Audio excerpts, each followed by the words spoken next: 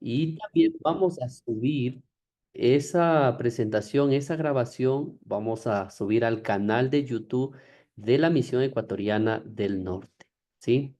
Entonces, para que puedan considerar aquello y también por el orden y el buen desarrollo del seminario, de la capacitación, se va a deshabilitar, sí, se va a inhabilitar el chat, pero faltando unos 20 minutos para finalizar el programa, se habilitará. Por tanto, si usted en el transcurso del seminario, de la capacitación, usted tiene alguna pregunta referente al tema, por favor ahí registre y después usted va a colocar allí las preguntas, las inquietudes, ¿sí? Otra cosa que también necesitamos considerar es que no se va a leer preguntas que están fuera del tema que se va a exponer. Entonces, las preguntas tienen que ser referentes a la temática de esta noche, ¿ok? Otra cosa también necesitamos que por favor presten mucha atención en el chat nosotros vamos a colocar un link, ¿sí? Un link de Google Chrome. Allí usted puede colocar su registro. También vamos a mandar a través de los pastores, ¿sí? De nuestros pastores distritales. Entonces, aquí está inclusive ya el link. Ahorita ya, si usted gusta, ahí puede dar un clic y de una vez ya inscribirse, ¿sí? Entonces, con esta inscripción, usted va a recibir al final un certificado de haber participado de esta semana maravillosa, ¿sí? De este simposio, de estas capacitaciones. Usted va a recibir un certificado digital. ¿Está bien? Entonces, quiere tener su certificado digital. Entonces, por favor, allí está ya el link. Puede usted ingresar y dejar allí su registro, ¿sí? Que Dios nos bendiga, que tengamos actitud ahí de oración y también con un corazón predispuesto para poder seguir aprendiendo más del amor de nuestro Dios. Muchísimas gracias, Pastor Franklin. Apreciados hermanos y hermanas, un saludo especial para cada uno de ustedes, un abrazo cariñoso. Vamos en estos momentos a orar y seguidamente voy a presentar a nuestro exponente para el día de hoy. Bondadoso Dios, te damos las gracias, Señor, porque permites que estemos aquí reunidos para crecer, Señor, teológicamente, crecer en la fe, en la doctrina y entender, Señor, mejor los tiempos que estamos viviendo. Queremos agradecerte por toda esta semana de identidad adventista, pero en particular en estos momentos oramos por el pastor Cristian Álvarez, quien será el ponente, para que tú lo utilices con tu Santo Espíritu y el conocimiento que va a ser compartido pueda ayudarnos, Señor, a crecer y a mantenernos firmes en la fe que hemos abrazado. Queremos agradecerte por la presencia de cada uno de nuestros hermanos, de los diferentes lugares y regiones donde ellos son, y que puedas bendecir las familias de cada uno de ellos también. Gracias, Señor, por tu amor, en el nombre de Cristo Jesús. Amén. Amén. Apreciados hermanos, es para mí un privilegio en esta noche presentar al pastor Cristian Álvarez Saldúa. Pastor Cristian Álvarez es doctor en teología sistemática, ha sido pastor acá en Ecuador, él es local, es nuestro teólogo y ha trabajado como profesor de teología aquí en Ecuador y también en Bolivia. Él ha escrito diversos libros, artículos, especialmente para la revista Adventista, revista Ministerio también, y lo acompañan en su ministerio la hermana Jackie y también su hijo Joel, que comparte también el ministerio con su padre. Pastor Cristian, es un privilegio contar con su presencia. Además, el Pastor Cristian es director de evangelismo de la Unión Ecuatoriana y estamos muy felices de que pueda estar con nosotros. Él siempre nos está acompañando. Y Pastor, siéntase bienvenido y como en casa. Dios lo bendiga y Dios lo use esta noche. Muchas gracias, Pastor Manuel Melo, a todos los pastores, a todos los hermanos que están conectados en esta semana de Identidad Adventista, un saludo muy cordial, un abrazo fraterno, no importa de dónde sean. Verdad que la organización la hemos hecho acá desde la misión desde el norte, pero sabemos que hay hermanos aquí del sur, hay hermanos de Perú, hay hermanos veo de Estados Unidos, veo saludos ahí de hermanos otros países y bienvenidos todos. Somos la misma iglesia, ¿verdad? Nos une la misma fe y ahora por medio de la tecnología ya no tenemos tanto esas limitantes que había antes. Ahora, gracias a estas tecnologías, podemos todos participar de estos eventos importantes donde nos edificamos mutuamente. Así que un saludo cordial, un abrazo a todos y para mí es una alegría poder tener el tema de esta noche. Permítanme compartir para que lo vean ahí. Ahí está, muy bien. El tema que yo voy a tener el día de hoy lleva como título Principios de interpretación de Elena de White. Esa es la temática que vamos a estar estudiando. Para aquellos que son adventistas, saben muy bien que como iglesia adventista, al mirar las características del pueblo remanente en Apocalipsis 12, una de las características del pueblo remanente, nosotros nos identificamos con ese pueblo, una de las características es que guarda todos los mandamientos de Dios. Eso significa que es fiel a todos los mandamientos, incluyendo el cuarto, que habla del sábado como el verdadero día de reposo. Y por otro lado también dice ahí la Biblia, Apocalipsis 12:17, que tiene el testimonio de Jesús. El testimonio de Jesús no es otra cosa sino que el mensaje que Jesús envía por medio de un profeta. Por eso es el testimonio que se origina en Jesús y que va a la iglesia, va a su pueblo remanente por medio de un profeta. Por eso en otras partes de Apocalipsis dice allí que ese testimonio es el espíritu de profecía o, ¿verdad? El testimonio lo tienen los profetas, porque el testimonio de Jesús es eso, ¿no? Es el mensaje, el testimonio que se origina en Jesús y que llega a su pueblo remanente por medio de un profeta. Y nosotros creemos que ese don profético se ha manifestado en la persona de Elena de White. Por eso vamos a estudiar, ¿verdad? Principios de interpretación de Elena de White para que nosotros no cometamos errores en el momento de leer sus escritos. Y esto va a ser muy bueno, ¿verdad? Para aquellos que son nuevos en la fe o para aquellos que están aprendiendo. Miren, una de las primeras ideas que quiero destacar aquí es que nosotros necesitamos principios de interpretación. Hay a veces personas que dicen, pastor, yo no, la verdad es que yo no necesito interpretar, yo leo y ya, pero cuidado, ¿ah? Algunas personas cuando dicen eso es como que tuvieran miedo a la palabra interpretar. Interpretar no es una mala palabra. Interpretar, ¿verdad? Significa explicar, darle el sentido correcto. La encontramos varias veces a los escritores bíblicos haciendo eso. Así que nosotros necesitamos tener principios de interpretación. Imagínate si nosotros leyéramos Mateo 5:29. Mira aquí. Si tu ojo derecho te es ocasión de caer, sácalo y échalo de ti, pues mejor te es que se pierda uno de tus miembros y no que todo tu cuerpo sea arrojado al infierno. ¿Qué te parece? Si solo se tratara de leer y ya, y no darle el sentido correcto y apropiado, nosotros sencillamente tendríamos que preguntarnos si efectivamente Jesús está aquí favoreciendo la mutilación del cuerpo, ¿no? De hecho, hay la historia de un cristiano del siglo III llamado Orígenes que leyó esto y él, como su debilidad estaba en la sexualidad, él se castró. Fue un médico y se castró. Claro, lo hizo joven, ¿ah? Y después él, cuando entendió mejor el texto, se arrepintió, ¿no? Porque se dio cuenta que había malinterpretado la palabra de Dios. Lo mismo cuando nosotros nos vamos al espíritu de profecía. Necesitamos ser cuidadosos, ¿no? Así como somos cuidadosos con la Biblia tenemos que tener ciertos principios para poder interpretar adecuadamente. Nosotros también, cuando leemos los escritos inspirados del Ellen White. Miren aquí, por ejemplo, si no tuviéramos principios, tuviéramos serios problemas. Miren acá, los huevos no deberían ser puestos en sus mesas, escribió ella. Ellos son dañinos para sus hijos. Eso lo dijo en 1870. Los huevos son dañinos. Consiga huevos de gallina saludable. Use estos huevos cocinados o crudos. Coloque los huevos crudos dentro del mejor vino no fermentado que puede encontrar. Esto suplirá lo que es necesario en su sistema.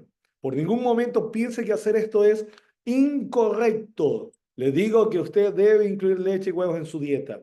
Los huevos contienen proteínas que son agentes curativos contra los venenos. Miren, tenemos dos declaraciones que nos hacen plantear, ¿esto es una contradicción o qué pasa aquí? Una primera cita dice que los huevos son dañinos, ¿ah? En otra dice que son buenos.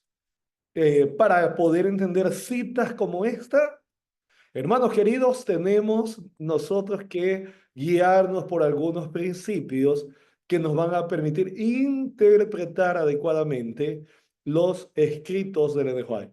Miren, yo podría haber puesto 10, pero yo he preferido por una cuestión de practicidad, por tiempo y todo lo demás, solamente centrarme en 5. 5 principios o 5 reglas de interpretación. Las voy a mencionar y luego de esto vamos a explorar una por una. ¿Está bien? Primero, busque todo lo que el profeta dijo. Segundo, asegúrate que efectivamente lo dijo. 3. Establece el contexto literario. 4. Establece el contexto de tiempo y lugar. Y 5. Extraiga principios básicos. Ahí está. Yo tengo otro tema donde tengo más, pero yo decidí seleccionar estos 5 como los que yo considero que son fundamentales, importantísimos, para que tú puedas hacer una interpretación adecuada de los escritos de Ellen White, para que podamos hacerlo. Así que, mira, cuando hablamos del primer principio, dice allí, buscar todo lo que el profeta dijo sobre el tema antes de llegar a una conclusión. Esto es importante, hermanos, que yo he destacado la palabra todo. Buscar todo lo que el profeta... Ahora es más fácil, ¿ah? Tenemos la tecnología que nos permite hacer búsquedas electrónicas rápidas por medio de una palabra. Hoy tenemos los escritos de Ellen White al alcance todos por medio de la virtualidad en la página, las páginas web de la iglesia. Tenemos los escritos. El White State ha puesto los escritos de Ellen White al alcance del todo el mundo y en distintos idiomas, de tal manera que lo podemos hacer fácilmente. Y algunos temas, cuando comenzamos a estudiar de algunos temas, ella escribió poco, ¿no? Por ejemplo, ella habla de seguros y, y de seguros ella habla una sola vez, de paso. Ella escribió bastante, porque su ministerio fue durante 10, 70 años, ¿verdad? Así que fueron años donde escribió por lo menos, se calcula, un poco más de 100.000 páginas. Pero sobre algunos temas, ella escribe muy, muy poco, bastante poco, seguro una vez. Del anillo del matrimonio también escribe una vez, ¿no? Y ella da su opinión sobre estos temas y ya. Sobre otros asuntos ha escrito un poquito más. Por ejemplo, miren esta pregunta que yo planteo aquí. ¿Es pecado no orar de rodillas? Esto lo escucho todo el tiempo, ¿no? Y la pregunta que hace que es que Elena de White dijo, y aquí citan esta de acá, miren, Mensajes Selectos, tomo 2, la página 359. Ella escribió allí en esa declaración, ¿verdad? Esta es siempre la posición, esta es siempre la posición correcta. Pero cuidado, ahí es donde viene el principio. Cuidado con llegar a una conclusión solamente con una declaración que ella hace. No se olviden que el principio dice que yo tengo que leer primero todo lo que ella ha dicho, ¿verdad? Al respecto. Aquí está, ¿no? Tengo que buscar todo lo que ella ha dicho antes de llegar a una conclusión. ¿Por qué? Porque resulta, esto lo van a encontrar todo el tiempo, citas, ¿verdad? Que parecen ser así determinantes, citas que parecen ser fuertes, declaraciones de ella que parecen ser contundentes y que no hay vuelta que darle. En realidad, cuando las estudiamos con cuidado a la luz de otras declaraciones, nos va a sorprender que ella da otras declaraciones donde equilibra su pensamiento. Por eso no podemos llegar a conclusiones así, parciales, solamente leyendo una u otra cita, ¿no?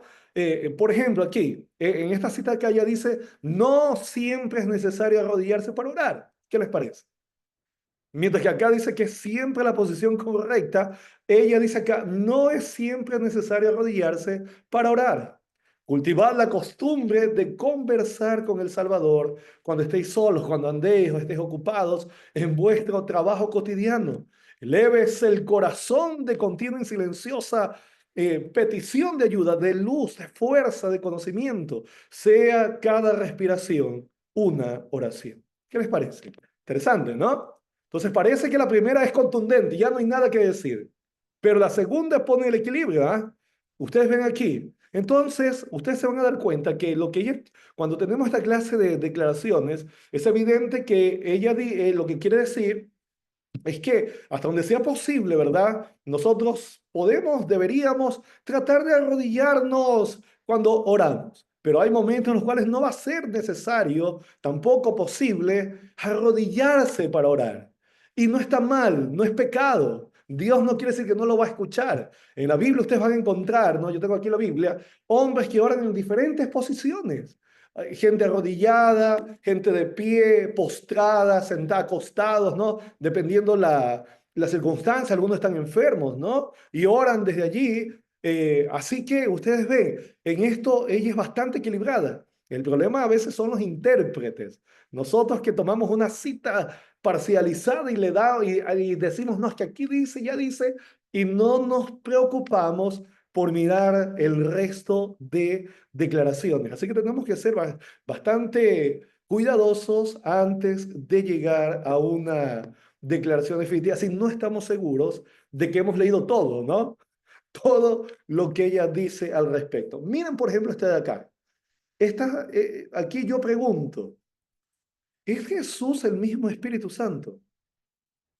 Ustedes deben haber escuchado de eso. Han aparecido por allí algunos movimientos antitrinitarios que están diciendo eso. Están diciendo que Jesús es el mismo Espíritu Santo, que Él fue al cielo y allá, ¿verdad? Después Él viene en manera espiritual, pero dicen que no hay otra persona, ¿no? Que solo es el Padre y solamente es el Hijo. Y entonces, cuando tú le pides una declaración, claro, ellos usan algunas declaraciones, pero yo creo que la que más es la base es esta de aquí. Esta de aquí, ¿verdad? Que ella escribió donde dice, en 1895 ella dijo, el Espíritu Santo es él mismo despojado de su personalidad humana e independiente de ella.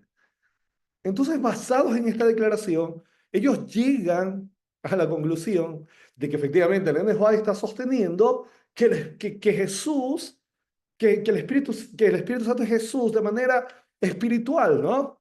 Porque aquí dice que es él mismo despojado de su personalidad humana e independiente de ella. Y entonces, yo pregunto, ¿significa esto que es el mismo espíritu, pero despojado de su personalidad humana? Bueno, si ustedes vinieran leyendo la declaración, si ustedes pudieran leer la declaración un poquito antes, ustedes van a ver cosas como esta. Yo no puse todo, pero puse aquí algo que me parece importante. Miren, aunque nuestro Señor ascendió de la tierra al cielo, el Espíritu Santo fue designado como su representante entre los hombres. Y allí se cita, ¿verdad? Juan 14, del 15 al 18. Ustedes se dan cuenta aquí que lo que está diciendo Elena White, el pensamiento que ella viene desarrollando, no es que Jesús es el mismo Espíritu Santo o el mismo Espíritu Santo es el mismo Jesús de manera espiritual, sino que es su representante, ¿no? Jesús, nuestro Señor, ascendió y envía al Espíritu Santo como su representante entre los hombres. Ya esta idea nos muestra cuál es la línea de pensamiento. Pero igual, la pregunta que yo pongo aquí es, entonces, ¿por qué ella dice que el Espíritu Santo es el mismo, despojado de su personalidad humana? Bueno, a lo mucho lo que podemos decir es que esta frase de 1895 a lo mucho es ambigua, ¿verdad? A lo mucho es ambigua, pero se entiende a la luz del contexto. Es decir, que la idea que ella tiene no es que es el mismo, Jesús es el mismo Espíritu Santo que vino después y no hay Espíritu Santo, sino lo que está queriendo ella decir es que es su representante. Pero escuchen, afortunadamente tenemos otras declaraciones que ella hizo al respecto.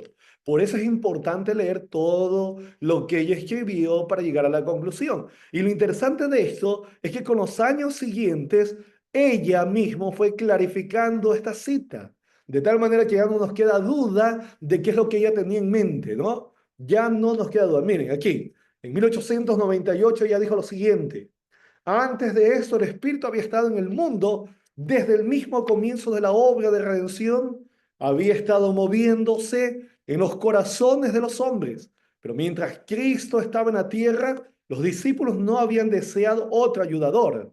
No sería hasta verse privados de la presencia de Jesús que sentirían su necesidad del Espíritu y entonces vendría. Y ahora viene la declaración, miren. El Espíritu Santo es el representante de Cristo, pero despojado de la personalidad humana, es independiente de ella. Estorbado por la humanidad, Cristo no podía estar personalmente en todo lugar. Por tanto, convenía a sus discípulos que fuese al Padre, enviase al Espíritu como sucesor, su sucesor en la tierra. Entonces nadie podría tener ventaja por causa de su situación o contacto personal con Cristo. Por medio del Espíritu, el Salvador sería accesible a todos. En este sentido, estaría más cerca de ellos que si no hubiese ascendido a lo alto. Está claro, ella clarificó una frase ambigua, ¿no? Lo que está diciendo no es que el mismo Espíritu está diciendo, ¿verdad? Que el Espíritu Santo es el representante de Jesús. Y ella compara, ¿no? Mientras que Jesús estaba estorbado por la humanidad, porque acuérdense que cuando él estaba allí en Jerusalén, no podía estar, digamos, en Galilea, o no podía estar en Egipto, o no podía estar, ¿verdad?, en otra parte del mundo. El Espíritu Santo no tiene estas limitaciones, ¿no? El Espíritu Santo no tiene estas limitantes que tenía Jesús. Así que el Espíritu Santo vino con todo el poder, con toda la fuerza como representante de Jesús. Miren cómo leer la declaración de más, las otras declaraciones de Ellen White. Una frase que es ambigua se clarifica. Una frase que parecía, ¿verdad?, no tan clara se clarifica. Por eso tenemos que leer todo, hermanos, antes de llegar a conclusiones, ¿verdad? Solamente con una cita por allí, alguna cosita por allí, porque podemos terminar torciendo las declaraciones, ¿no? Tanto bíblicas como del Espíritu de Profecía. De paso, basta una lectura. El otro día yo hice una colección, estoy haciendo una colección de las citas donde leen para refutar a estas personas, ¿no? En algún momento compartiré todos estos hallazgos, pero tengo una amplia colección de citas donde ella claramente diferencia al Padre, al Hijo y al Espíritu Santo. O sea, para ellos, ¿verdad? No es, Jesús no es el mismo Espíritu, son tres personas diferentes. Por eso ella llama al Espíritu Santo la tercera persona de la deidad.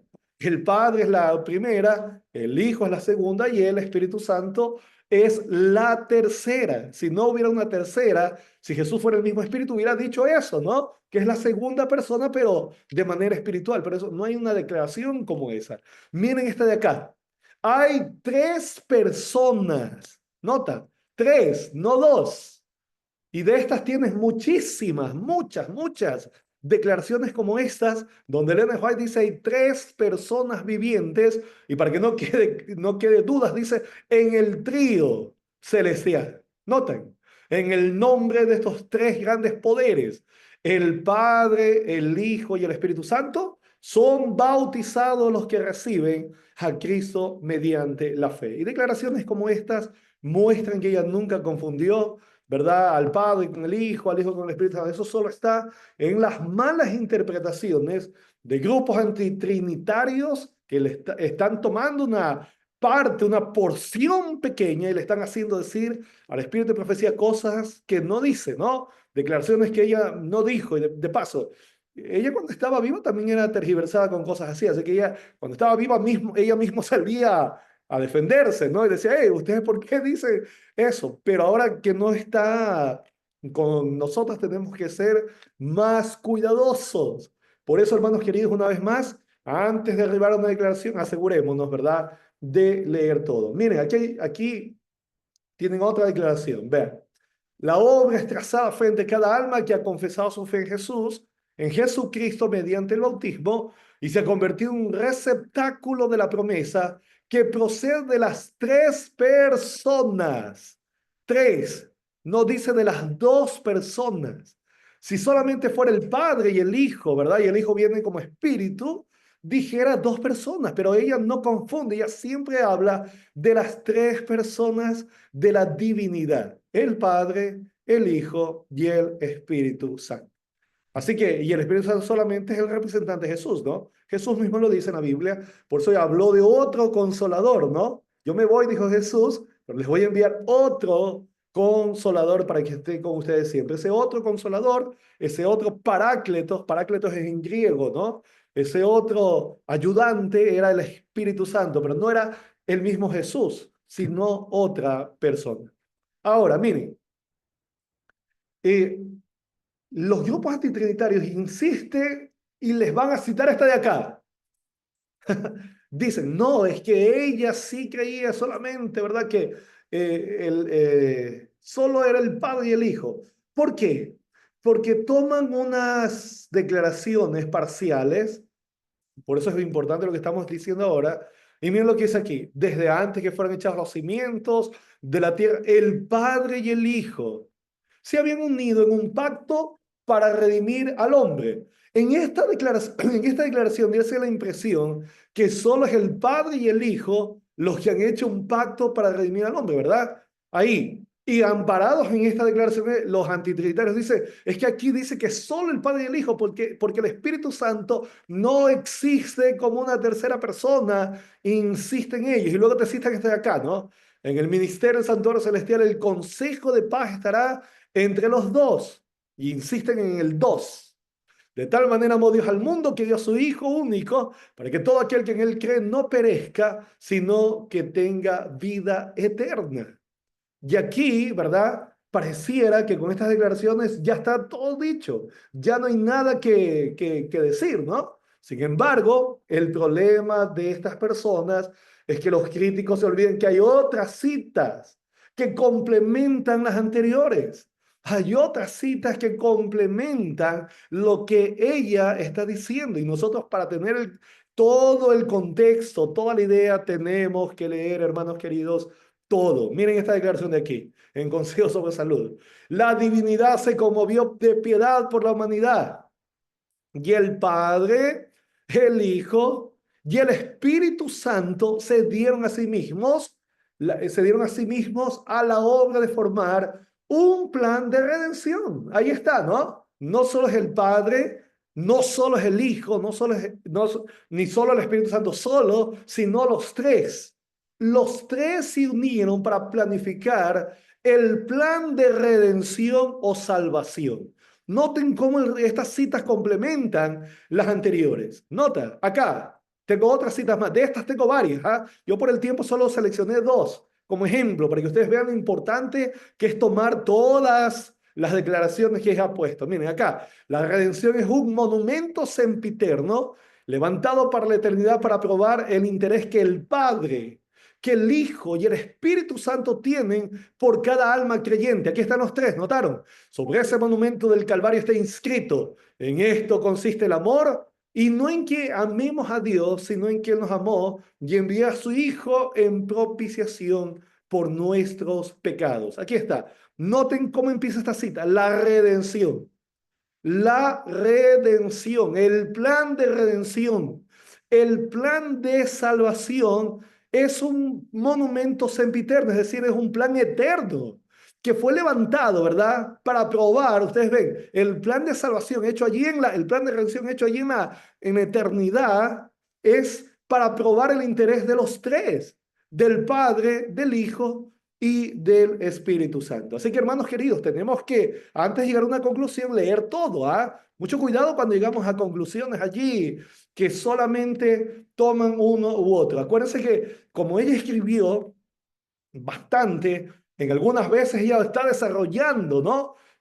Sus ideas. Acuérdense que ella, como todo profeta, va entendiendo las cosas y a medida que va entendiendo mejor y ella va mirando y va leyendo sus libros y va mirando cómo va clarificando las ideas, ella va expresando ideas que pueden parecer en un momento confusas, pero que se van clarificando cuando ella sigue escribiendo, ¿no? De paso, eso pasó con el conflicto de los siglos, ¿ah? Ustedes ven, si comparan las primeras ediciones del conflicto de los siglos, ustedes van a ver que al conflicto tal como ella lo dejó al final, hay cambios, o sea, hay mejoras en el libro, porque ella va expresando mejor las ideas, ella va leyendo el libro y va diciendo, esto no está tan claro, ¿no? Porque acuérdense que la inspiración es del pensamiento, no es de las palabras, ¿ah? Es el profeta el inspirado. El Espíritu Santo le da el mensaje y ahora él lo expresa en sus propias palabras. Así es igual la Biblia, ¿no? Por eso el profeta puede ampliar. Por eso el profeta, ¿verdad? Puede volver a explicar. Por eso el profeta puede dar más datos, más información. Puede darnos más detalles. Porque la información, ¿verdad? La inspiración es del pensamiento, no es dictada, ¿no? Como dice esa teoría por ahí extraña, que dice que Dios iba dictando palabra por palabra, y para ellos, como es dictada, el profeta ya no puede mover nada. Pero eso es un error. En la Biblia no hay tal cosa. Ni en la Biblia ni en el Espíritu de Profecía la inspiración es así, es del pensamiento. Entonces Dios le da al profeta el pensamiento y él expresa, ¿verdad?, sus ideas en diferentes palabras. Así que, hermanos queridos, por eso es importante leer todo lo que el profeta dice antes de llegar, ¿verdad?, a una conclusión. ¿Qué les parece? ¿Ah? Importante, ¿no? Sumamente importante. Muy bien. Ahora, wow, aquí estoy llevando el tiempo. El tiempo siempre va a ser nuestro mayor desafío, pero ya tengo el cronómetro aquí, pero vamos a tratar de avanzar. Miren, hermanos queridos, dice, asegúrese que lo dijo. Asegúrese que lo dijo. Existen citas apócrifas de Ellen G. White que ella no ha dicho, pero que la gente dice, es que Ellen G. White dijo, ¿no? Ellen G. White dijo esto, Ellen G. White dijo lo otro, y que algunas veces suelen circular por algunas iglesias locales, ¿no? Ahora por internet circulan cosas que a veces ella no ha dicho, hermanos. Tenemos que ser muy cuidadosos. Por ejemplo, hay un proverbio cristiano, esto lo dice un cristiano, pero generalmente lo suele escuchar, lo solemos escuchar, que Elena de White les ha dicho, ¿no? Cuando me veo a mí misma, no veo cómo puedo salvarme. Cuando miro a Cristo, no veo cómo puedo perderme. En esta declaración, hermanos queridos, es una verdad lo que está aquí. Solo que no lo dijo ella. ¿Ah? Ella no dijo esto. Lo que está aquí está muy bien. Esto casi estoy seguro que lo dijo Wesley. Sí, han escuchado de Wesley, ¿no? Entonces, Wesley lo dijo, pero aunque es una verdad, no está bien decir que ella lo dijo cuando ella no lo dijo. Hay otra declaración, iglesias enteras se perderán con pastores y todo, ¿no? Se han leído eso también. La gente dice, ¿no? Ellen G. White dice, Ellen G. White no ha dicho tampoco eso, ¿no? Eso también es una de las declaraciones mitológicas que se repiten y que publican por allí y que la gente, ¿verdad? A veces sin darse el tiempo de buscar si efectivamente es así, lo ha dicho. Miren esta de acá, esta yo la estoy viendo circular bastante en internet, ¿ah? Bastante, pero esta es una cita apócrifa. Miren esta de aquí, esta es una cita claramente apócrifa. La última obra mediadora de Cristo antes de que deponga sus vestiduras sacerdotales, espera sentar las oraciones de los padres por sus hijos. Miles de hijos recordarán su formación inicial y serán traídos de vuelta justo antes de que se cierre el tiempo de gracia. Es una declaración bonita, ¿no? O sea, realmente el pensamiento es bonito. El el problema es que se lo atribuyen a Elena de White. Ahí está el problema. Elena de White no dijo esto. Y esta es la declaración, miren, esta es la cita que ustedes van a ver allí, hace año 1890, Adventist Review, no, revista adventista, ¿no? Año 1890, pero si tú te pones a buscar esta cita, no existe. No existe, no existe. Y aunque la cita es bonita, no podemos decir que ella lo dijo, ¿no? Ella no ha dicho eso. Ahora, en esta de aquí, tal vez ella tiene algunas otras declaraciones que a algunos tal vez les hubiera gustado, ¿verdad? O de pronto tomaron y piensan que sería una buena idea decir que ella dijo algo parecido, pero decir que ella dijo esto es incorrecto. No atribuyamos cosas que ella no ha dicho. Miren, esto no es nuevo, ¿ah? ¿Qué tenemos que hacer? Hacer lo que ella misma recomendó. Ella da un consejo a todos los que desean la verdad. Yo les digo, no den crédito a informes sin autenticar, como que el hermano Juan los ha dicho, dijo o escrito. Si desea conocer lo que el Señor ha revelado a través de ella, lea sus obras publicadas, no los tome con impaciencia e informe de rumores como que ella lo ha dicho. Esto lo dijo ella, ¿ah? Dio el consejo a la iglesia. Primero, autentique. En otras palabras, vaya al libro, verifique el libro, pida la cita, donde está la página, el libro, todo, que ahora es bien fácil, ¿no? Facilito darnos cuenta si efectivamente ella lo dijo o no, ¿no? El otro día estaba en una iglesia y escuché algo bastante curioso y me acerqué a la persona que dijo. Esa persona dijo que lo había dicho Ellen White, ¿no? Y yo le dije, disculpe, hermano, ¿usted está seguro que eso dijo Ellen White?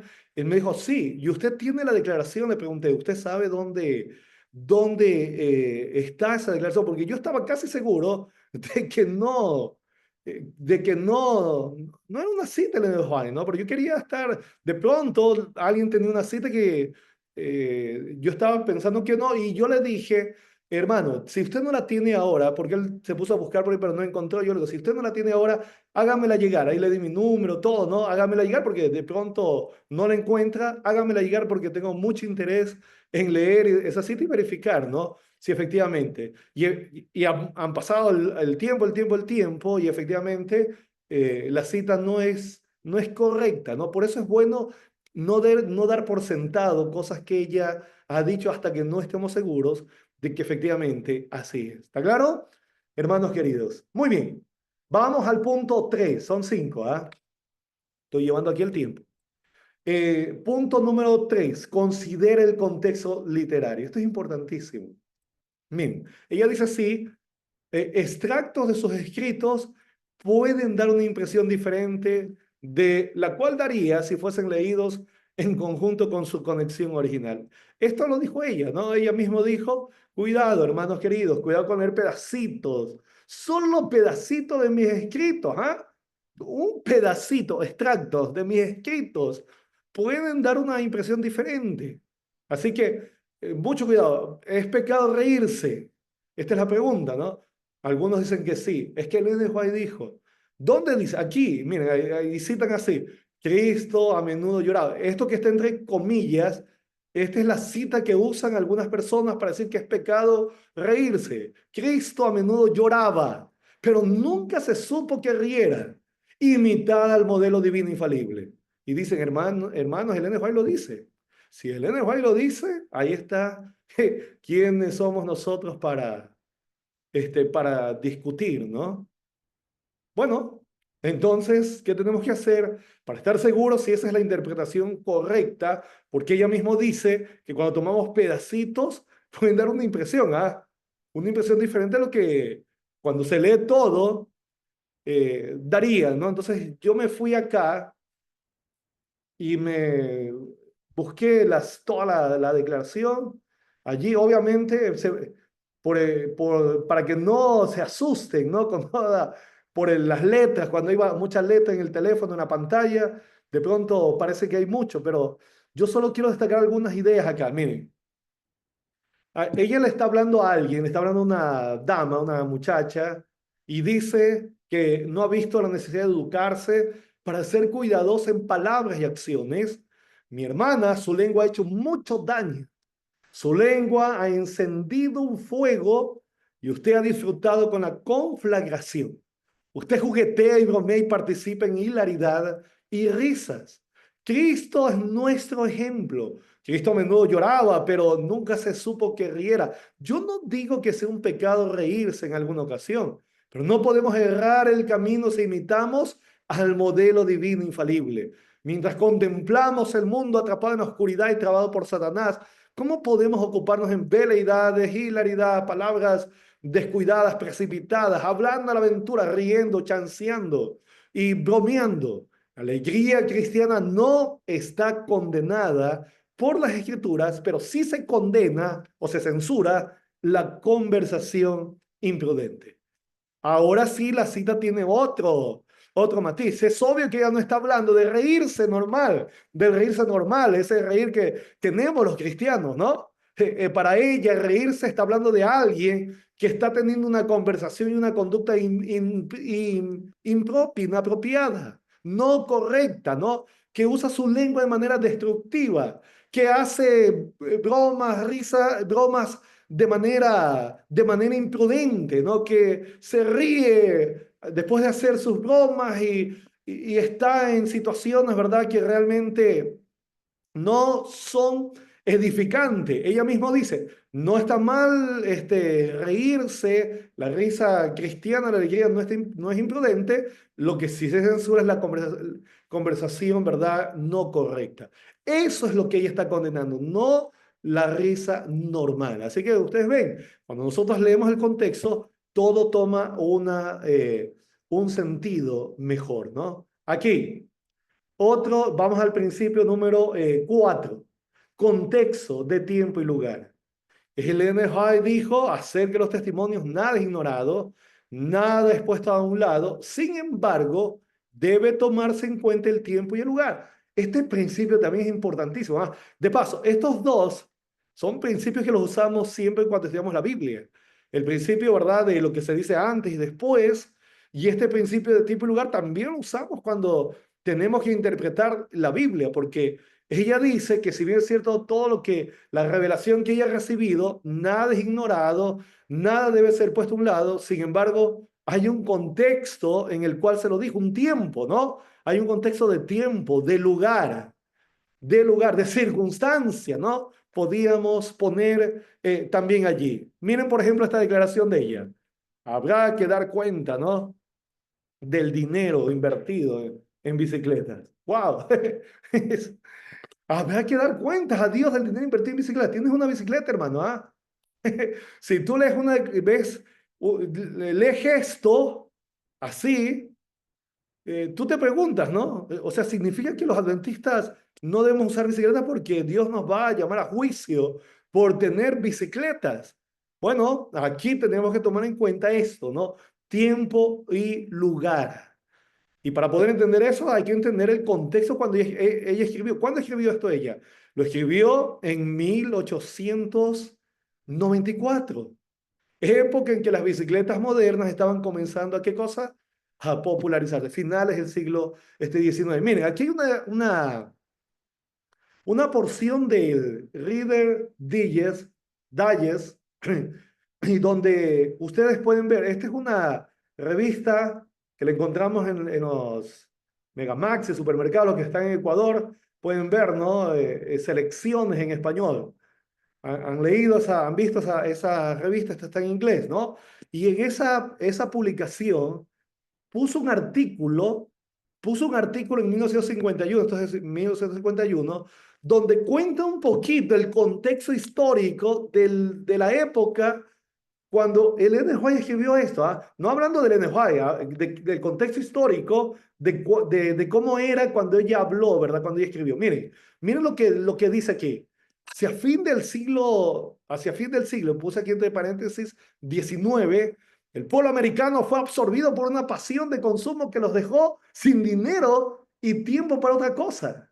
¿Qué es esta distracción?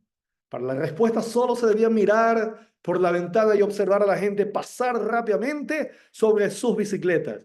América había descubierto la bicicleta y la gente la estaba aprovechando. La bicicleta se convirtió en el juguete del hombre rico. La primera bicicleta y la mejor costaban $150. Una inversión comparable a la compra de un automóvil en nuestros tiempos. Cada miembro de la familia quería un par de ruedas y los ahorros enteros de una familia se dedicaban a la compra de la bicicleta. Y no solo eso, si ustedes siguen leyendo otros artículos van a ver que la gente estaba apostaban carreras, ¿no? ¿Quién va más rápido? Y apostaban mucho dinero y todo esto. Entonces, cuando uno mira el contexto de este asunto de las bicicletas, ¿no? Que era el juguete del hombre rico y que estaba dejando sin tiempo y sin plata y que estaban despilfarrándose, ¿no?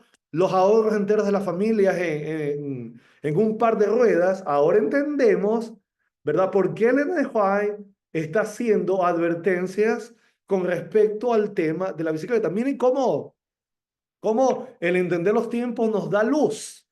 Hoy la bicicleta no es más el vehículo del hombre rico, ¿no? Los precios bajaron, las cosas tienen están en otro contexto y hoy la bicicleta más bien es un medio de transporte al alcance de todo el mundo, ¿no? Desde las personas pobres. Vamos después, yo voy a hablar después otra vez de esto. Ahora miren otro ejemplo acá. Muerte por el uso de cosméticos. Esto escribió ella, muchos dañan su salud por su ignorancia y ponen en peligro su vida por el uso de cosméticos. Privan a sus mejillas del brillo y la salud y luego para suplir la deficiencia usan cosméticos. Cuando se empiezan a acalorar en la danza, el veneno se absorbe por los poros de la piel y se introduce en la sangre y muchas vidas se han sacrificado solo por este medio, ¿no? Eh, hoy, hoy acuérdense que ella está hablando para el siglo XIX, no se olviden que ella, esto lo escribió finales del siglo XIX, ¿no? Entonces, hoy podemos decir que existen ciertos controles gubernamentales que ayudan vamos a decir así, a no ser inocuos totalmente, pero ya no eran las mismas clases de ingredientes que había en el siglo XIX. Pero miren, quiero que vean esta declaración de los ingredientes que tenían los cosméticos en esa época. Miren, esto lo dice la FDA, ¿no? En una declaración del 91. Dice así, el cosmético europeo conocido como cerusa era utilizado fielmente y fatalmente, porque era principalmente, ¿qué? Plomo. Lo que se ponía en la cara a las mujeres era plomo. Por mujeres ricas del segundo siglo, hasta bien entrar el siglo XIX, para hacer que sus rostros lucieran pálidos según la moda. Era plomo. Hoy nosotros sabemos que el plomo es un veneno, ¿no? Un veneno mortal. Por tanto, cuando el Ellen White está hablando de este tipo de cosas, así, de manera contundente y diciendo que la vida se ha apagado, muchas vidas se han apagado por el uso de estos cosméticos, no está siendo chistosa, estaba hablando de lo que la gente usaba en sus días, ¿no? Igual cuando ella habla de medicinas de sus días, ella está hablando, ¿verdad? Hay gente que se burla de algunos críticos se burlan y dicen, qué exagerado, ¿no? Lo que es el White. Y piensan que está hablando de los cosméticos de nuestros días o de la medicina de nuestros días, pero en realidad ella está hablando de las cosas que se usaban en el siglo XIX, ¿no? Miren acá, en 1871, cuando Elena White preparó el artículo Esmaltarse, era el último arreglo en cosméticos que no era nada más que pintarse el rostro con pintura de plomo. Ajá, esto lo dice Sarah Chase. Y para ello se usaban las sales venenosas del plomo. Otra mezcla mortal que se usaban era el sulfato de mercurio. Fue en ese contexto que Ellen White alertó a sus lectores sobre los venenos que poseían tales productos, ¿no? Igual, cuando los médicos en esa época querían parar la fiebre, ¿qué hacían, no? En la fiebre te hacían sangrías, te sacaban sangre, imagínate. Los médicos en esa época te sacaban sangre porque la teoría era que tenías exceso de sangre. Te hacían sangrías y te daban pastillas de mercurio, porque la medicina era así. Y Dios le mostró a Ellen White que esa clase de tratamiento estaba matando a la gente. Entonces, por eso nosotros tenemos que ponernos en el contexto para poder entender las declaraciones igual que la Biblia, ¿no? Las declaraciones de la Biblia se entienden también en la época, ¿no? Miren esta de acá, daño por las pelucas. En el 81, Ellen White escribió que las pelucas cubriendo la base del cerebro calientan, excitan los nervios espinales que se sientan en el cerebro. Como un resultado de seguir esta moda de forma, Dijo, muchos han perdido su razón y han llegado a un estado de locura y sin esperanza. Y los críticos dicen, ¡qué barbaridad! ¿Cómo va a decir ella que por usar pelucas la gente pierde la razón y se vuelven locas, ¿no? ¿Cómo va a decir eso? No, los críticos no se ríen, se burlan. Sin embargo, nosotros tenemos que entender que las pelucas de que ella hablaba no eran las de ahora, ¿ah? No son las del siglo XX o XXI, son las pelucas que se usaban en el siglo XIX. ¿Qué pelucas eran? Bueno, aquí ella lo explica. Manojos monstruosos de cabello enrolado, algodón, alga acuática, lana, musgo español y otras abominaciones innumerables.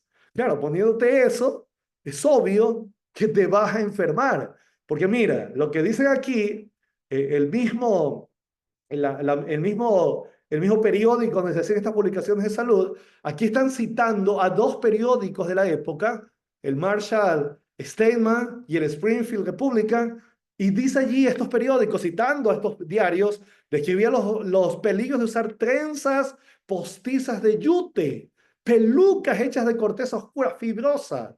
Esas trenzas se infestaban con sabandijas de yute, insectos pequeños que se escondían debajo del cuero cabelludo. Se ponían cosas, ¿no? Con insectos, con animales.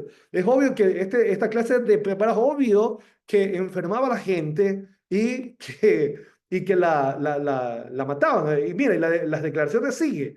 Una mujer informó que la cabeza se le puso en carne viva y el cabello se le comenzó a caer. Todo el cuero cabelludo estaba perforado por los parásitos que se escondían en él. La mujer estaba casi enloquecida por el terrible sufrimiento y por la perspectiva de la muerte horrible que los médicos aparentemente no podían prevenir. Con informes como estos, hermanos, es fácil entender por qué Ellen White advirtió, ¿no? Contra el peligro de usar pelucas. Las pelucas en esa época eran cualquier cosa menos una peluca normal, ¿no? Muy bien, y ahora terminamos con esto. 5. Extraiga principios básicos. ¿Se acuerdan ustedes del tema? Hay cosas igual en la Biblia. Este principio se aplica igual en la Biblia. En la Biblia ustedes van a ver que tenemos cosas, problemas que se dieron en esa época, en esos tiempos. ¿Significa que la Biblia ya no tiene nada que decirnos? No. Esos problemas de esa época nos dan principios que nos sirven para aplicar en toda época y en todo lugar. Lo mismo en el White. Si bien es cierto, hay cosas, ¿verdad? Hay situaciones que solamente eran para su época. Cuando nosotros nos detenemos a pensar, tenemos que ver qué principios podemos extraer de allí. Miren esta declaración. A ver, si las niñas pudiesen aprender a ensillar y conducir un caballo, estarían mejor preparadas para hacer frente a las emergencias de la vida. Esto lo dijo ahí en el libro de la Educación, diciendo que nuestras instituciones deberían enseñar a las niñas a ensillar y conducir caballo. Algunos entonces han dicho que nuestras instituciones no están cumpliendo el plan de Dios porque ya no le estamos enseñando a las niñas a ensillar y conducir un caballo. Nuestras instituciones no están educando así. Pero cuidado, no se olviden el principio anterior. Tiempo y lugar. Cuando ella escribió esto, ensillar y conducir caballos, el caballo era la carreta, era la manera de conducirse en esa época. Y además era algo que solamente lo hacían los hombres.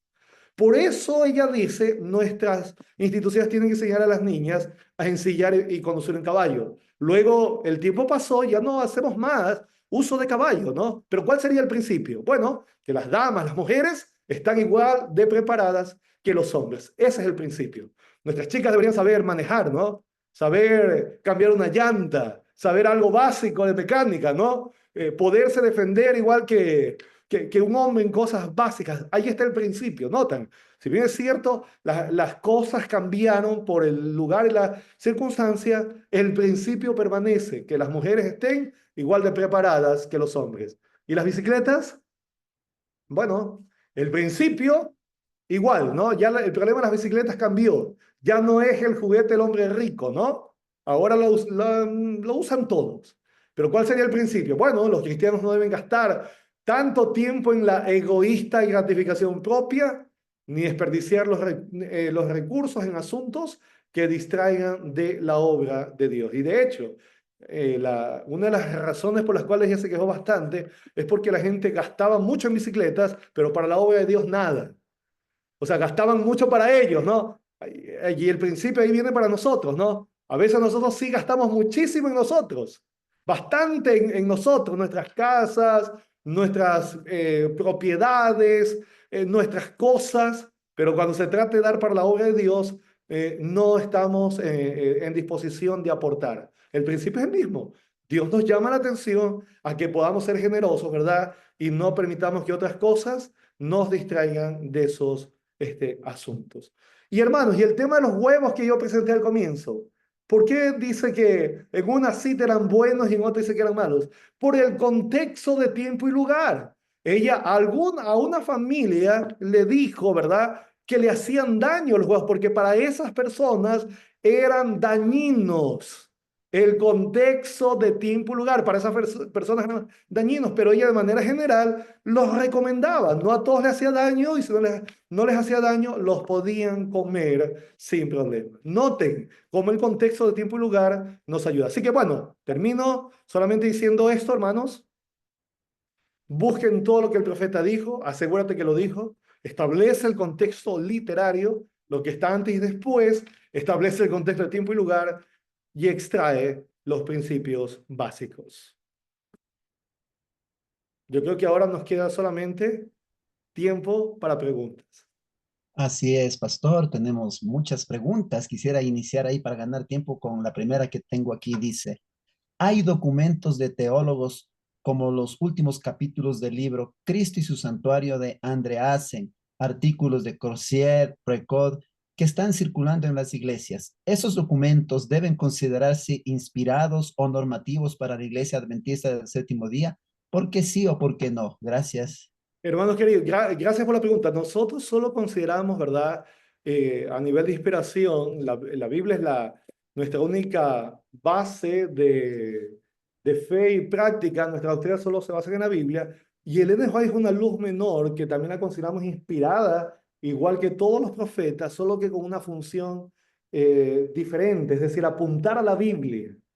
Fuera del Espíritu de Profecía, no consideramos que ningún otro libro, ¿verdad?, ha tenido esta inspiración. Así que no consideramos inspirados los libros que se publican por otros autores, ¿no? Yo mismo escribo, publico artículos y aunque puedo estar muy inspirado, puede ser un artículo muy inspirador, no es inspirado en el sentido en que lo entendemos, ¿verdad?, cuando hablamos de un profeta. Así que esos libros que ustedes ven ahí de Andreas o de otros son de teólogos, nada más, teólogos que están estudiando, que ponen sus opiniones, que hacen sus estudios y que ellos publican, ¿no?, con el propósito, o han publicado con el propósito de llegar a conclusiones, pero no quiere decir, ¿verdad?, que sean inspirados como lo fueron los profetas bíblicos o Ellen White.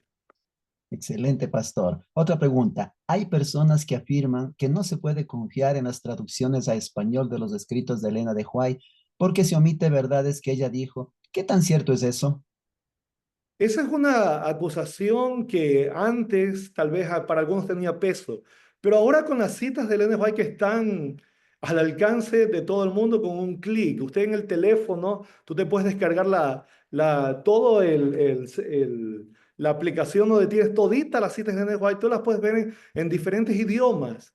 Puedes ir al inglés si tienes dudas, ¿verdad? De alguna cosa puedes ir al inglés y de hecho algunas declaraciones generalmente vienen de los críticos. Los antitrinitarios dicen, es que Ellen White fue tergiversada después de su muerte. Bueno, vamos a los originales que están en el White State. Vamos para allá. Veamos. Yo publiqué hace un tiempo, hace unos años, un libro que se llama Doctrina Bíblica e Invento Humano y ahí pongo un artículo donde cito a Tim Poirier, que es uno de los fideicomisarios del Centro White, y Tim Poirier muestra los manuscritos de declaraciones, por ejemplo, trinitarias, de las que se ha acusado a la iglesia de haber sido cambiados, donde Ellen White pone su firma, ¿no? Donde ella hace las ediciones en manuscritos y ella luego pone la firma también, y son las mismas declaraciones. Es cuestión nomás de darse el tiempo de buscar. Ustedes no crean no quedan así porque vayan, investiguen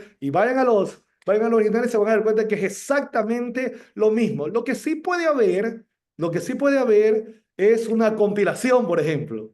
Una compilación que significa que a veces el Centro White toma algunas citas, ¿verdad? Y toma una aquí, otra acá y hace un libro un poquito más chiquito. Por ejemplo, El conflicto de los siglos, se han hecho diversas ediciones donde hay partes que a propósito le faltan para que no sea un libro muy grande y la gente lo pueda leer. Hay lugares donde la gente no lee libros tan grandes, ¿no? Entonces, a propósito, se han hecho compilaciones así más chiquitas para que la gente las pueda leer. Lo que podría pasar también, ¿verdad? Tal vez es que una traducción no fue tan clara que otra, pero no es que le han quitado, pero siempre se están revisando las traducciones a las lenguas a las traducciones fuera del inglés y por tanto podemos nosotros verificar. Ahora podemos verificar fácilmente, ya no hay nada de secreto. Los libros, los escritos de Ellen White han sido publicados y publicados y publicados, están al alcance de todo el mundo, ¿no? Nadie puede decir que hay una conspiración, que hay cosas ocultas, no. Todo el mundo tiene alcance, solamente es cuestión de un clic.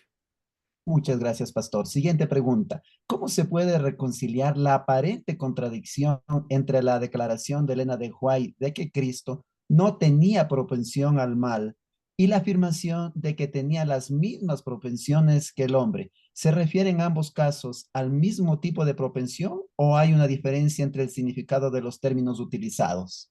Esa es una excelente pregunta. Justo la iba a mencionar como ejemplo, pero yo sabía que me iba a tomar más tiempo de lo que tenía que hacer. Y lo cierto es que ustedes van a ver, hay que leer todo, porque ustedes van a ver algunos movimientos por allí que dicen que Jesús vino con naturaleza caída, con una naturaleza caída pecaminosa igual que las nuestras. Y ahí citan, ¿verdad? Algunas declaraciones de Ellen White y que de paso a veces hasta la citan mal o la interpretan mal. Pero también hay otra cantidad de citas donde ella dice que Jesús no vino con una naturaleza pecaminosa y que no trajo propensiones. Incluso hay una carta, la famosa carta del pastor Baker, donde ella le dice, sea cuidadoso, pastor, no presente a Jesús a alguien con propensiones pecaminosas. Cuidado, él es el segundo Adán. No es igualito a nosotros. Entonces la pregunta ¿es una contradicción? No, ella está hablando de dos cosas diferentes. Por ejemplo, cuando ella habla de que Él vino con nuestras mismas, nuestra naturaleza humana, con nuestras debilidades de 4.000 años de pecado, está hablando de la naturaleza física. Acuérdense que Jesús no vino como Adán cuando fue creado, 4 metros, que no se cansaba, que no tenía las debilidades. No, Él no vino así. Él vino como nosotros, era un judío más. Quien lo veía un judío, ¿no? Un judío más. Esa es la idea donde ella está destacando. Vino con nosotros y Jesús se cansaba, tenía sueño, pero en su naturaleza interna, su naturaleza moral, él es inmaculado, sin convicciones pecaminosas. Así que está hablando de dos aspectos de la naturaleza física. La naturaleza humana, perdón. En aspectos físicos, él, ¿verdad? Era así, igual a nosotros, en el sentido, ¿verdad?, de que tiene estas debilidades y que no vino como Adán. Pero en su aspecto moral, en su aspecto interno, en su naturaleza moral, él era inmaculado, sin pecado, sin naturaleza pecaminosa. De paso, si ustedes quieren leer, vayan a la revista Adventista. Yo publiqué 4 artículos de eso. Publiqué en los últimos meses del año varios artículos de eso, donde estoy dando muchas citas para explicar estas declaraciones. Muy bien, tenemos una pregunta más por aquí. Y de Dice, paso, no digan que es una enseñanza católica o otra cosa. No, quien dice eso no entiende la teología católica. ¿Ah? Siempre me salen allí personas, no, es que eso es... No, no entiendes el concepto de Agustín, que es diferente. No, es totalmente diferente. Solo algunos están repitiendo lo que escuchan por ahí en algunos videos o movimientos disidentes. Mucho cuidado, hay que saber bien los conceptos y las ideas para no confundirnos. muy bien, dice aquí la pregunta, dado que ambos textos son inspirados y o revelados, ¿los textos de Elena de White son del mismo nivel de la Biblia? ¿Todo lo que escribió Elena de White es inspirado? Bueno, esa es una buena pregunta ella no se puso a dar ese tipo de información, pero nosotros, mira, primero creemos que ella es inspirada en el mismo nivel que los profetas bíblicos. O sea, creemos que fue en el mismo nivel, así como no hay niveles de inspiración, ¿no? No es que Moisés fue más inspirado que Pablo, o que Jeremías fue más inspirado que Pedro, o que Isaías fue más inspirado que Isaías, y asimismo no creemos que ella, si es una profeta verdadera, haya sido inspirado más que, o menos que los profetas bíblicos. ¿Dónde cambia su o el propósito? Está en la función que tiene el NJ. Acuérdate que entre los profetas verdaderos, tú tienes profetas verdaderos canónicos, es decir, que escribieron la Biblia, ¿verdad? Y profetas verdaderos no canónicos, los que no escribieron la Biblia. Igual fueron inspirados. ¿Dónde cambia? Cambia en si, a qué fueron llamados. Por ejemplo, Moisés fue llamado a escribir la Biblia, pero Elías fue un profeta verdadero y canónico, sí, pero ¿escribió algo de la Biblia? No. Juan el Bautista, Jesús dijo que Juan el Bautista es el mayor profeta que existe, ¿verdad? Que ha existido, y sin embargo no ha escrito ningún libro. ¿Por qué? Porque aunque era un profeta verdadero, no fue llamado a escribir la Biblia. Lo mismo en Ellen White. Algunos preguntan, ¿por qué ella no escribió la Biblia? Porque la función de ella no es ser una profeta canónica. Su función es a llevar a la Biblia. Su función es llevar a la Biblia. La Biblia ha sido dada por Dios como la única regla de fe y práctica. Las doctrinas tienen que estar basadas acá. Ella lo dijo vez tras vez, vez tras vez. Vayan a la Biblia, solo la Biblia, nada más que la Biblia. Yo soy una luz menor que lleva la Biblia. Y cuando estudiamos el Espíritu de Profecía, nos amplifica. Ella nos ayuda a amplificar verdades que están en la Biblia. No para aumentar o reemplazar la Biblia, como dicen los mormones, tienen esa teoría. No, ella es para guiarnos a la Biblia y para ayudarnos a entender mejor esos principios que ya están en la Biblia. Pero todas las doctrinas tienen que ser basadas aquí, la palabra del Señor, y nosotros como adventistas podemos entender mejor esos principios cuando leemos el Espíritu de Profecía, pero ella no reemplaza la Biblia. No es aumentar la Biblia, ella no aumenta el canon, ella no es parte, ¿verdad?, de los profetas canónicos. Su función era ser una profeta, ¿verdad?, inspirada, pero una profeta inspirada no canónica. Muy bien, tenemos otra pregunta por aquí. Dice, buenas noches, bendiciones, pastor. Mi pregunta es, ¿qué relevancia tienen los textos de Elena de White que se han visto derogados por el tiempo? ¿Que se han visto qué cosa?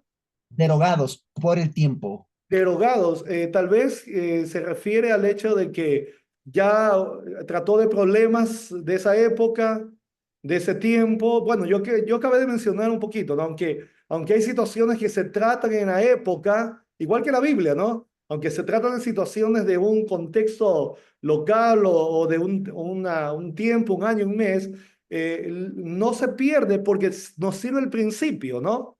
El principio que se usó allí. Entonces yo siempre tengo que extraer los principios, incluyendo la Biblia. Acuérdense, por ejemplo, viene a mi mente cuando se acercó Moisés a la zarza y el Señor le dijo, Moisés, quita las sandalias de tus pies, porque el lugar donde estás es santo, ¿ah? Y ahí, ¿por qué estaba diciéndole eso? Porque en esa época, en esa cultura, en el antiguo cercano oriente, se mostraba reverencia quitándose las sandalias. Hoy ya no lo hacemos así. Nota, el principio es la reverencia, ¿no? Hoy ya no lo hacemos así, ya no nos quitamos las sandalias, ¿no? Hoy en nuestra cultura nos quitamos, por ejemplo, el sombrero, las gorras. El principio es el mismo, pero las formas pueden cambiar, ¿no? La reverencia siempre se tiene que expresar. Así que es lo mismo, tenemos que sacar los principios aún de las situaciones que ya no son así exactamente iguales en la actualidad. Creo que tenemos para última, tiempito para última pregunta, pastor. Dice así. Sí, pastor, yo estoy, ya más depende de los hermanos, ¿no? Y de Dice ustedes. así la pregunta. ¿Cuándo se debe usar las referencias de los libros de Elena de White en las reuniones de la iglesia? ¿Y quién debería tratar realmente estos temas o citas? Ya que muchas veces cuando no se da un tema claro y clave usando los escritos, muchas personas se confunden. Bueno, esa es una pregunta importante, por eso la iglesia ha hecho esfuerzos para educar, ¿verdad? hablo de la iglesia así en el pensamiento teológico, educar a la feligresía. Hay libros que todos podemos leer. Ustedes pueden ir al CES y comprar varios libros que nos ayuden a entender, ¿verdad? Cosas como lo que estamos hablando aquí. De tal manera que aprendamos a ser muy cuidadosos, a no creer todo lo que aparece por ahí en internet, a repetir lo que escuchan por ahí de algún predicador favorito, sino que por ustedes mismos puedan adquirir herramientas y aplicar este tipo de estudios, ¿verdad?, a los escritos de Ellen White. Entonces, nosotros no tenemos una limitante de quién sí, quién no, pero los pastores, por ejemplo, tratan de ser cuidadosos, ¿no? Tratan de ser cuidadosos en la manera de hacer los estudios, pero ustedes también, hermanos, deberían ser muy cuidadosos y siempre tendrían que tratar de aplicar principios como estos para no contradecir los escritos de Ellen White. Lo mejor que podemos hacer es prepararnos, instruirnos, aprender, educarnos.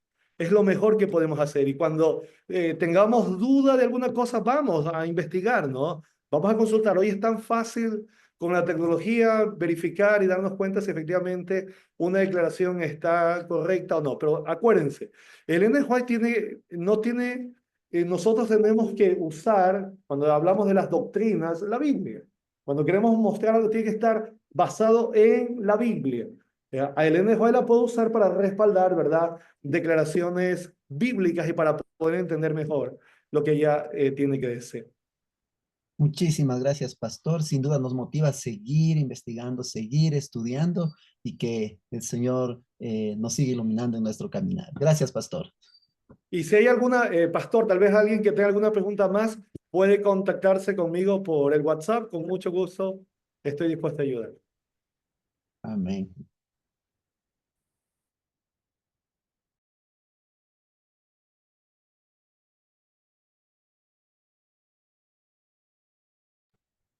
Muchas gracias, Pastor Cristian. Hemos terminado la sesión de preguntas y realmente ha sido una bendición poder haber tenido este tema que sin duda nos va a ayudar muchísimo.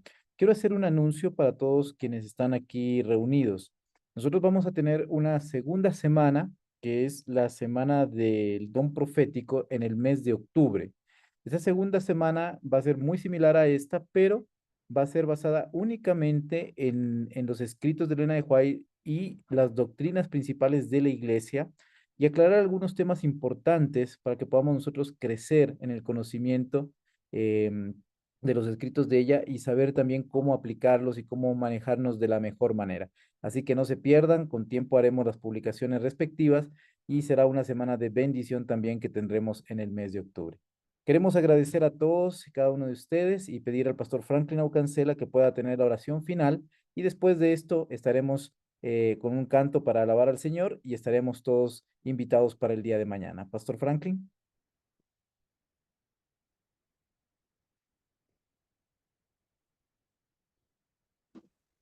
Gracias, Pastor Manuel. Perfecto. Por favor, si cerramos con la oración. Sí, Pastor, muy disculpa, tengo un problema con el internet. Vamos a orar, ¿ya? Amado Dios, gracias por tu bondad y tu misericordia. Sin duda, Señor, el saber, el conocer estos principios nos ayuda, Señor, a interpretar correctamente no solamente tu palabra, sino también los escritos, Señor, que dejaste del Espíritu de Profecía. Que todo lo aprendido, Señor, lo llevemos a práctica. Bendiga a todos los presentes. Bendiga, Señor, a su iglesia y que podamos seguir impulsados, Señor, para avanzar con tu obra. Gracias, Señor, en el nombre de Jesús. Amén. Amén.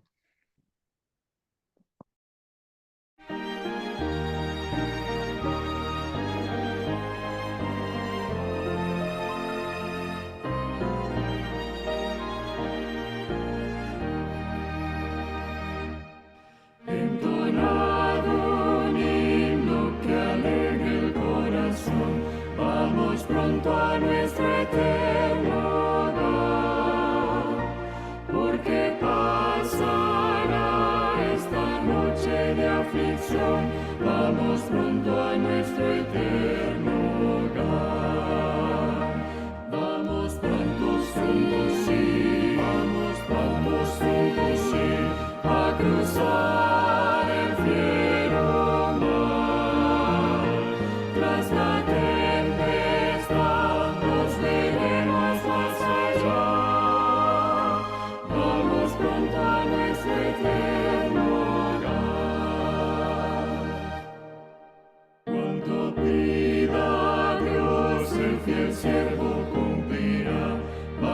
pronto a nuestro eterno hogar, y su Espíritu nuevas fuerzas nos dará. Vamos pronto a nuestro eterno hogar. Vamos pronto, sí, vamos pronto, sí, a cruzar el fiero mar, tras la tempestad nos veremos más allá. Vamos pronto a nuestro eterno hogar. Vida encaminar a los extraviados pies, vamos pronto a nuestro eterno hogar. El amor de Cristo enseñad con sencillez, vamos pronto a nuestro